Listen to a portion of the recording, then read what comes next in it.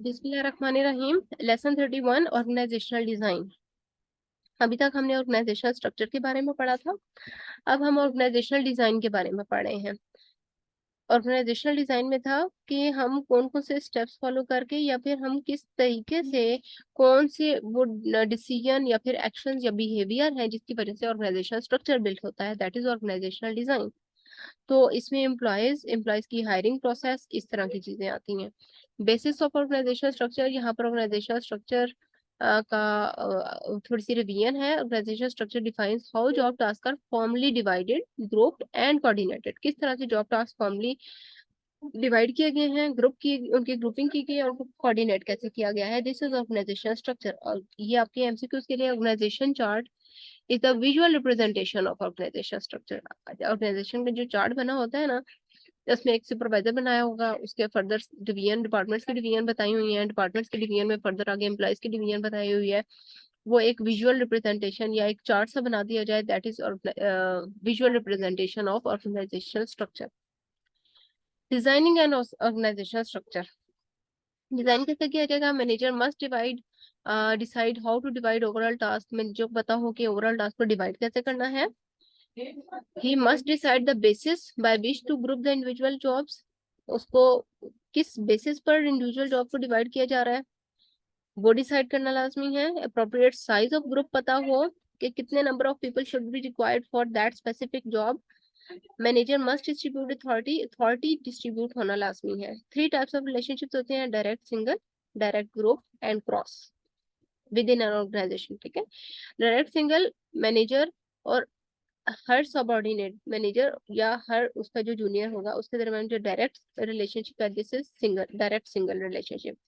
Direct group, manager होगा और each possible permutation of subordinates के सबऑर्डिनेट्स का ग्रुप होगा। ग्रुप और मैनेजर के दरमियान जो रिलेशन है, this is direct group. Cross में सबऑर्डिनेट्स और सबऑर्डिनेट्स यानी कि कुलीग्स का आपस में जो रिलेशनशिप है, this is cross relationship. Three types of authority होती हैं, authorities: line authority, staff authority and functional authority. Line authority में relationship between superior and subordinate, जो हमने अभी पढ़ा है, direct single relation. Staff authority में ग्रुप एंड मैनेजर रिलेशनशिप है। Authority to serve in an advisory capacity. Functional authority में cross आ जाता है। ठीक है। Permit staff managers to make decision about specific activities, और इसमें मैनेजर डिसीजन ले रहा होता है स्पेसिफिक एक्टिविटी के बारे में। और employees with in other departments, her departments के एम्प्लॉयज को साइन कर दिया जाता है और वो फंक्शनल अथॉरिटी, मैनेजर के पास एक फंक्शनल अथॉरिटी होती है कि वो उनसे काम करवाएगा, जॉब करवाएगा, जो उनका जॉब डिस्क्रिप्शन है। The basis by which jobs are group together is called departmentalisation. It is the revision definition of departments and departmentalisation. Organisation structure is the formal framework. Again definition organisation structure की। Elements of organisation structures क्या हैं? Formalisation, departmentalisation, span of control and centralisation. ठीक है, ये चारों हम पढ़ चुके हैं। वन बाय वन इनकी डेफिनेशन हम पढ़ चुके हैं। स्पैन ऑफ कंट्रोल, सेंट्रलाइज्ड क्या होता है, फॉर्मलाइजेशन और डिपार्टमेंटलाइजेशन। वर्क स्पेशलाइजेशन हमने पीछे पढ़ी थी। एक होती है जॉब डिस्क्रिप्शन, एक होती है वर्क स्पेशलाइजेशन या जॉब स्पेसिफिकेशन भी हम इसको कहते हैं।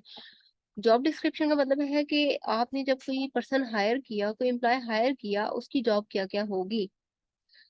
वर्क स्पेशलाइजेशन या जॉब स्पेशलाइजेशन का मतलब है, या जॉब स्पेसिफिकेशन के जो पर्सन हायर किया उसकी क्वालिफिकेशन, उसके एक्सपीरियंस के मुताबिक आप उसको जॉब जो साइन करें, स्पेसिफाइड, आपने जब उसको इस जॉब असाइन कर दी। This is work specialisation. By breaking jobs into small standardised task which could be performed over and over again. Ford was able to produce cars. अब ये फोर्ड एक पर्सन है, सेल्स है, सेल ओनर है। अब ये इसने ऐसा वर्क स्पेशलाइजेशन और जॉब स्ट्रक्चर या ऑर्गेनाइजेशन स्ट्रक्चर बिल्ड किया कि ये इस काबिल हो गया कि हर 10 सेकेंड में वो कार्स को सेल करने की स्किल रखता था, while using relatively low skilled workers। उसके पास वर्कर्स भी लो स्किल्ड है, बट उसने टेक्निक्स ऐसे यूज की कि he is able to produce cars at a rate of 1 every 10 second. हर 10 सेकेंड में एक कार सेल कर सकता हो वो। एनीवेज, फॉर्मल डिपार्टमेंटलाइजेशन, यहाँ पर डिपार्टमेंटलाइजेशन की जो हमने डिफरेंट 5 टाइप्स बताई गई हैं यहाँ पर डिपार्टमेंटलाइजेशन की। फंक्शनल डिपार्टमेंटलाइजेशन जो हमने वो हायरार्की में लास्ट में पढ़ा था पिछले चैप्टर में। Functional departmentalisation groups jobs by functions perform, इसमें जॉब्स को फंक्शंस की बेसिस पर डिवीजन की जाती है, या डिपार्टमेंट्स की division based upon the jobs division की जाती है।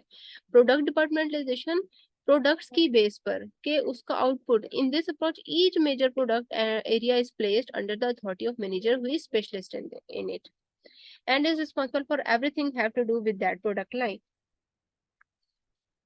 तो फॉर एग्जाम्पल एक ऐसा सिस्टम है, एक ऐसी ऑर्गेनाइजेशन है कि उसकी बिस्किट बनाने की फैक्ट्री है, जूस बनाने की फैक्ट्री है, कैंडीज बनाने की फैक्ट्री है, ठीक है। अब प्रोडक्ट की बेसिस पर डिपार्टमेंटलाइजेशन की गई है। दिस इज प्रोडक्ट डिपार्टमेंटलाइजेशन, क्योंकि प्रोडक्ट एक कैंडी है, प्रोडक्ट है, जूस प्रोडक्ट है, बिस्किट प्रोडक्ट है। ज्योग्राफिकल डिपार्टमेंटलाइजेशन ज्योग्राफिकल एरिया की बेसिस पर डिपार्टमेंट्स की अगर डिवीजन की और ऑर्गेनाइजेशन की डिवीजन की है, ये जॉब्स की डिवीजन की गई है, this is geographical departmentalisation.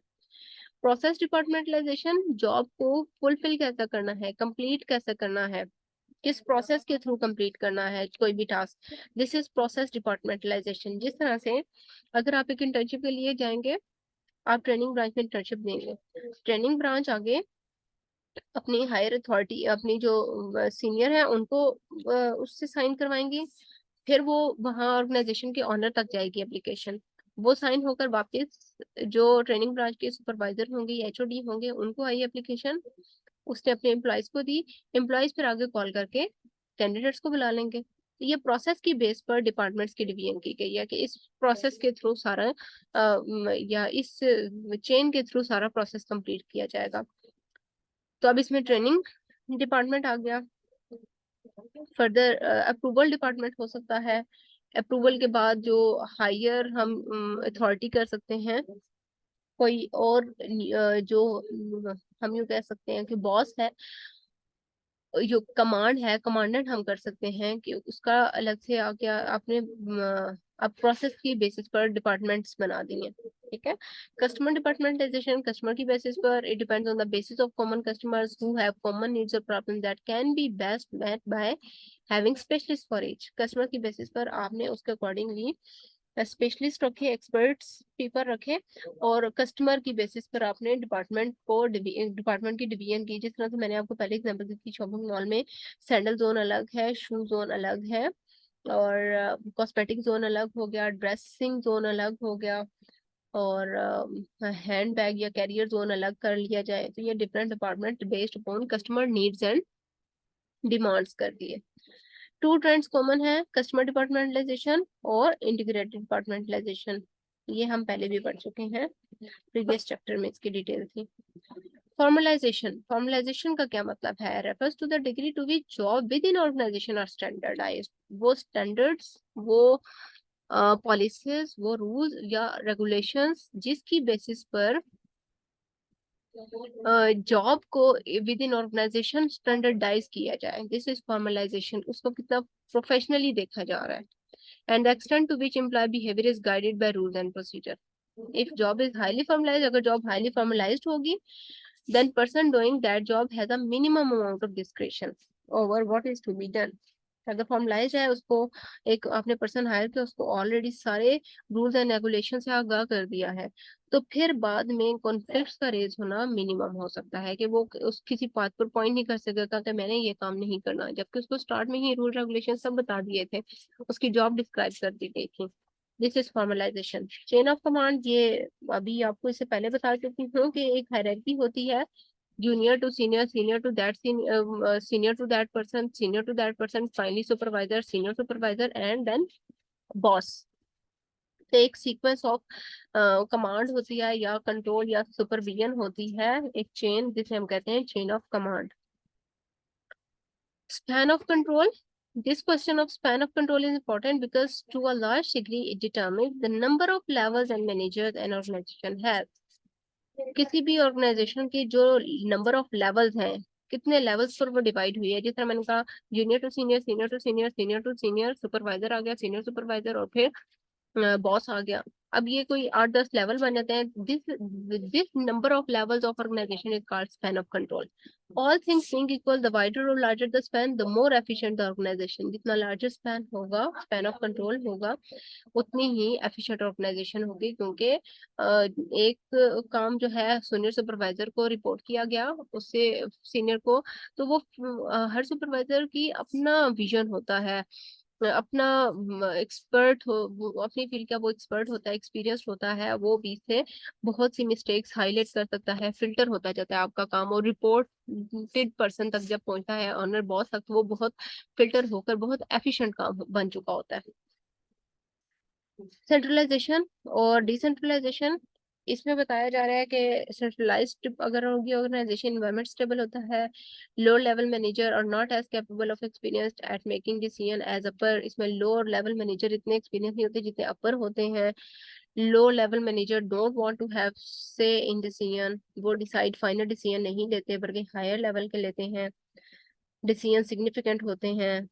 Organisation जो है क्राइसिस फेस करती है, और the risk of company failure, इसमें ज्यादा हो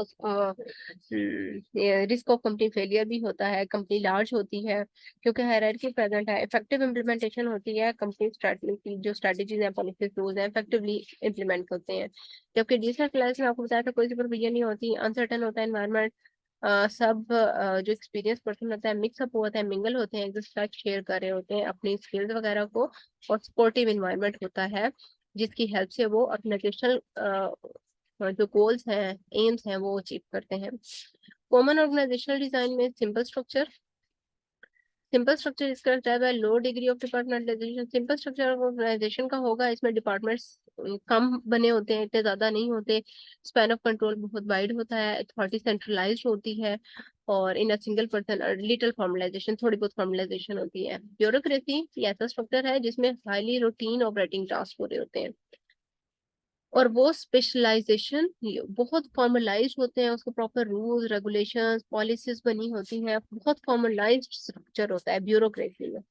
ठीक है, ऐसा डिजाइन ब्यूरोक्रेसी डिजाइन कहलाता है, जिसमें सेंट्रलाइज्ड अथॉरिटी होगी, फंक्शनल डिपार्टमेंट्स होते हैं।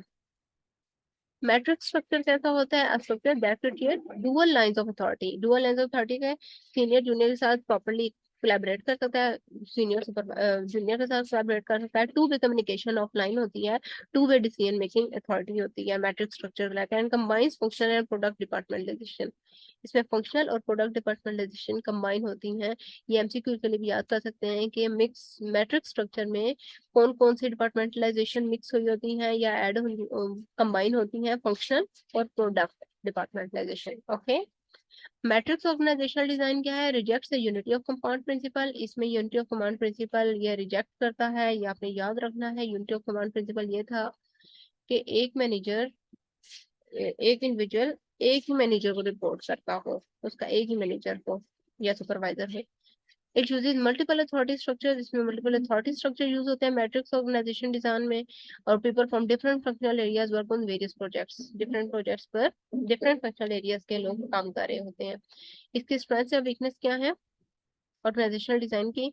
फंक्शनल इकोनॉमीज ऑफ स्केल होंगी, ये स्ट्रेंथ है इसकी। ठीक है, ये जो इकोनॉमिकल लेवल होता है, ये सैलरी या वेजेस वगैरह का जो लेवल होता है वो फंक्शनल होता है। मिनिमम डुप्लीकेशन ऑफ पर्सनल होती है, कि पर्सनल के मतलब ये कि रिसर्च डिपार्टमेंट में जो चाहिए, जो पर्सन चाहिए था वो ऑलरेडी प्रेजेंट है, दोबारा से वही वाला उसी जैसा पर्सन एक और ना हायर कर लिया जाए, जबकि उसकी जरूरत नहीं है, वैसा हमारे पास ऑलरेडी है स्टॉक।